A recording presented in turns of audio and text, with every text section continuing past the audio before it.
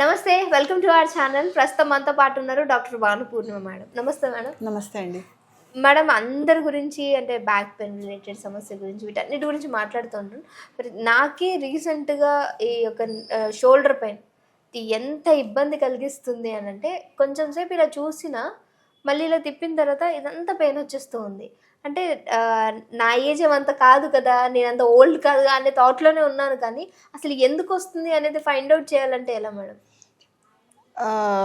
Shoulder pain అనేది మనము అసలు యాక్చువల్లీ షోల్డర్ జాయింట్లో ఉన్న పెయినా లేకపోతే నెక్ నుంచి రేడియేట్ అవుతుందా అనేది మనం డిఫరెన్షియేట్ చేసుకోవాలి.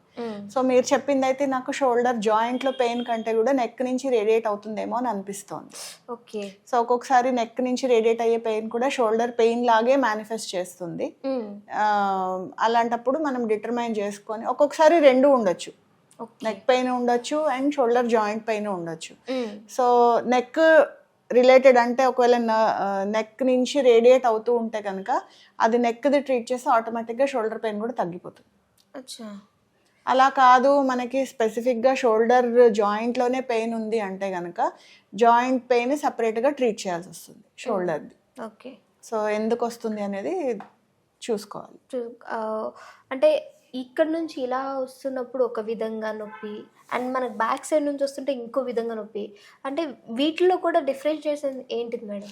ఉంటుందండి. ఇప్పుడు ఒకవేళ నెక్ నుంచి వచ్చే పెయిన్ అయితే కనుక మీకు మూవ్ చేసినప్పుడు షోల్డర్ జాయింట్ లోపల పెయిన్ ఏమి ఉండదు.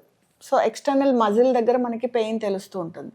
అదే మనకి ఒకవేళ షోల్డర్ పెయిన్ ప్రాపర్గా షోల్డర్ జాయింట్లో పెయిన్ ఉంటే కనుక మూవ్ చేసినప్పుడు లోపల జాయింట్ లోపల మనకి పెయిన్ అనేది తెలుస్తుంది. సో పెయిన్తో పాటు రెస్ట్రిక్ట్ అవ్వడం, అంటే చేయి కదపలేకపోవడము, సో ఇలాంటివి కూడా మనం చూస్తూ ఉంటాం. సో ఒకవేళ నెక్ పెయినా షోల్డర్ పెయినా రెండు డిటర్మైన్ చేసుకొని ట్రీట్మెంట్ అనేది తీసుకోవాల్సి ఉంటుంది. అంటే బరువులు ఎక్కువ మోయడము, లేదు అని అంటే ఏమన్నా మనము సడన్గా ఏదైనా లిఫ్ట్ చేయడము లాంటివి చేస్తే ఈ షోల్డర్ పెయిన్స్ వస్తాయని విన్నాను. అంటే అలాంటివి నేను ఏమీ చేయలేదు, అయినా కానీ పెయిన్ వస్తుంది అని అంటే దేనికి సిమ్టమ్ మేడం? సో మీరు అలా ఏమీ చేయకపోయినా కూడా మీకు పెయిన్ వస్తుంది అంటే దాని అర్థం మీ మజిల్స్ అంత వీక్గా ఉన్నాయని. ఓకే. సో మీరు డే అంతట్లో మీరు ఫిజికల్ యాక్టివిటీ ఏమీ చేయట్లేదని అర్థం. అవును, చేయట్లేదు. సో దానివల్ల మీకు ఈ ప్రాబ్లం అనేది వస్తుంది. సో ఫస్ట్ మీరు ఫిజికల్ యాక్టివిటీ అనేది పెంచుకోవాలి. సో ఫిజికల్ యాక్టివిటీ పెంచుకొని ఎక్కడైతే వీక్ మస్కులేచర్ ఉందో అవి స్ట్రెంథనింగ్ ఎక్సర్సైజెస్ అనేవి చేసుకోవాలి. సో ఓవరాల్గా మీ ఏజ్కి, మీరు ఏజ్ గురించి మాట్లాడారు కాబట్టి మీ ఏజ్కి ఎంత ఫిట్నెస్ ఉండాలి, సో మీరు ఎంత వాకింగ్ చేయాలి, సో ఎంత లంగ్ కెపాసిటీ పెంచుకోవాలి, సో ఎంత మజిల్ స్ట్రెంగ్త్ పెంచుకోవాలి, సో ఇవన్నీ మీరు చూసుకొని దానికి తగ్గట్టు ప్రాపర్గా ఫుడ్ తీసుకోవాలి. సో మనం తీసుకునే ఫుడ్ మనకి బాడీలోకి ప్రాపర్గా అబ్జార్బ్ అవ్వాలి అంటే మనకి సన్లైట్ ఉండాలి. అట్లాగే తీసుకునే ఫుడ్లో వైటమిన్ సి ఉండేటట్టు చూసుకోవాలి. సో ఇలాంటి జాగ్రత్తలన్నీ తీసుకుంటే సో ఇప్పుడు మీరు చెప్పిన ప్రాబ్లమ్స్ లాంటివి రాకుండా ఉంటాయి. ఓకే. అంటే వైటమిన్ సి, విటమిన్ D3 ఇవన్నీ కూడా మేజర్ రోల్ పాటిస్తాయి అంటారు? అవునండి, ఖచ్చితంగా. సో మనం ఏంటంటే మనం నొప్పుల గురించి ఆలోచిస్తాం. సో ఈ వైటమిన్ లోపం వల్ల కూడా నొప్పులు వస్తాయి అనేది మనం గ్రహించం.